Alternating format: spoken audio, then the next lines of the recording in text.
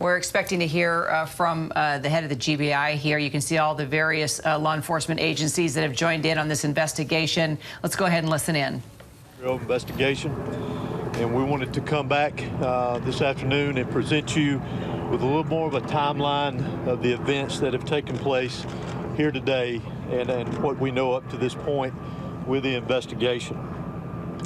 At approximately 10:20 a.m. this morning, the Barrow County Sheriff's Office received alerts about reports of an active shooter and radio traffic from school resource officers concerning the same concern, or having the same concern.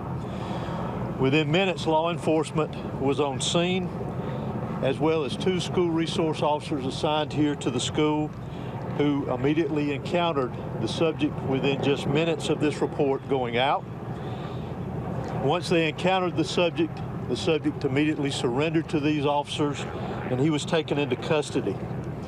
Additionally, what I want you to know as of now, there are 4 individuals who are deceased from this incident, 9 that have been taken to local hospitals with various injuries.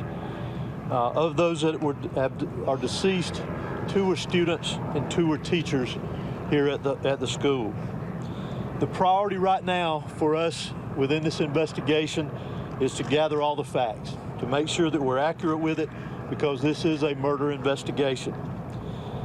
As the sheriff mentioned earlier this morning, the shooter is in custody. His name is Colt, that's C-O-L-T, Gray. He is a 14-year-old student here at the school, G-R-A-Y. He is a 14-year-old student here at the high school. Again, he has been taken into custody. He will be charged with murder, and he will be tried as an adult and handled as an adult.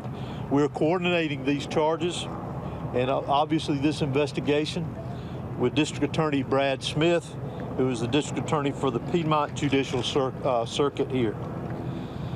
Since earlier this morning we talked with you, and since the incident occurred, numerous interviews have been taking place through our investigation with students, faculty, as well as any other witnesses that we could identify. Law enforcement had a very, very swift response to this incident once the incident was determined that there was a concern here. Those resources, whether it was in that response or throughout this investigation to assist, came obviously from the sheriff's office here, from other local law enforcement agencies, state law enforcement agencies, and federal law enforcement agencies as well. To include, not to be left out, multiple EMS personnel, multiple fire personnel, and agencies. Those agencies responded here as well today, and I am extremely grateful, as I know the sheriff is, for that quick response and the partnerships of working here together with what all has gone on. Currently, from the investigative perspective, we have crime scene agents and other special agents from the GBI, from close to a dozen of our different work units from across the state that have responded here today to work on this investigation, again, collecting evidence, conducting interviews, and so forth.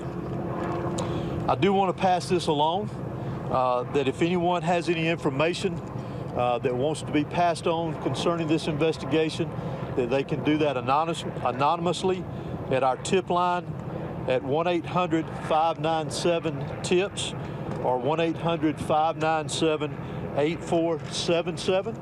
They can also report this on by downloading the See Something, Send Something app. They can be done by Android or Apple phones, either one, if they need to report any tips concerning this investigation.